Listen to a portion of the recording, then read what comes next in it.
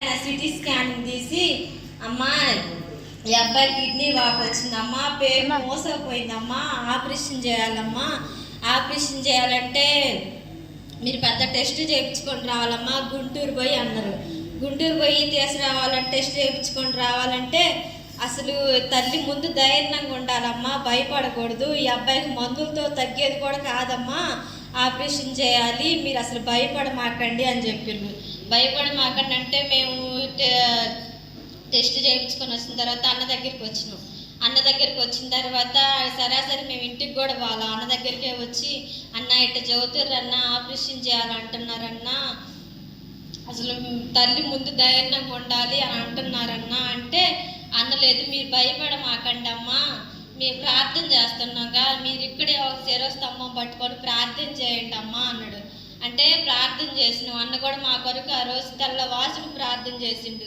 ఆ మరుసటి రోజు మా అమ్మ ఫోన్ చేసి చెప్పిన, మా ఇట్ట అంటారు మా అంటే, అక్కడ వాళ్ళు గుంటూరులో చెప్పారంట మా అమ్మలు పనిచేసే దగ్గర, అమ్మ ఇక్కడ గుంటూరులో పెద్ద డాక్టర్ ఉంది కదా, ఆయన దగ్గర పోండి, పిల్లల హాస్పిటల్ దగ్గర పోయి చూపించుకోండి అంటే ఆయన దగ్గర పోయినాం. ఆయన దగ్గర పోయిన తర్వాత ఏం చెప్పిందంటే, స్కానింగ్ తీసి మళ్ళీ ఈ అబ్బాయికి ఒక వారం మందులు ఆడదామమ్మా, ఒకవేళ మందుల ద్వారా కానీ తగ్గకపోతే ఆపరేషన్ చేద్దామమ్మా అండు.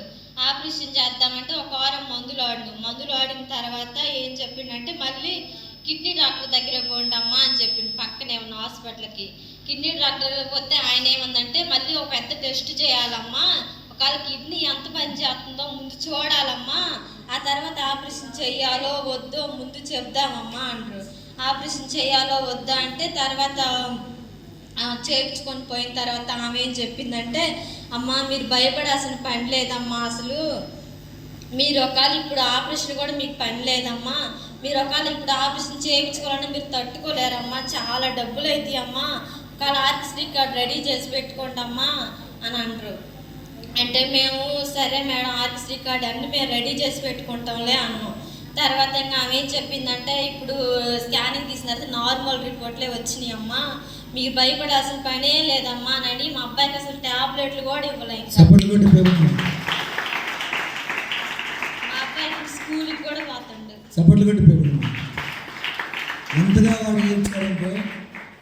చిన్న సాక్ష్యం దేవుని దీవించి ఆ తమ్మం పట్టుకొని చిట్టి ఏడుస్తూ ఉన్నాడు. ఆ బిడ్డ అట్లా ఏడుస్తూ ఉంటాడు. యేసయ్య చిన్న వయసులో 2 కుమారుని కనే భాగ్యం ఇచ్చావు, కుమార్తెని ఇచ్చావు, బాబు పెద్ద బాబు నాయనా నీ కనికరము చూపించండి అని చెప్పి ప్రభు పాదాలు పట్టుకొని అడిగాను.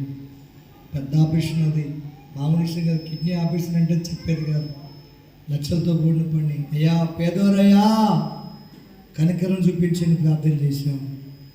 దేవుడు మహా గొప్ప కృపను బట్టి, ఈ ఆలయంలో చేయబడ్డ ప్రార్థన బట్టి, వీరందరూ చేసిన ప్రార్థన బట్టి దేవుడు ఆ బాబుకి మంచి ఆరోగ్యం ఇచ్చాడు. మళ్ళీ చదువు కూడా వెళ్తున్నాడు. దేవుడికి మహిమ కలుగును గాక. దేవుడి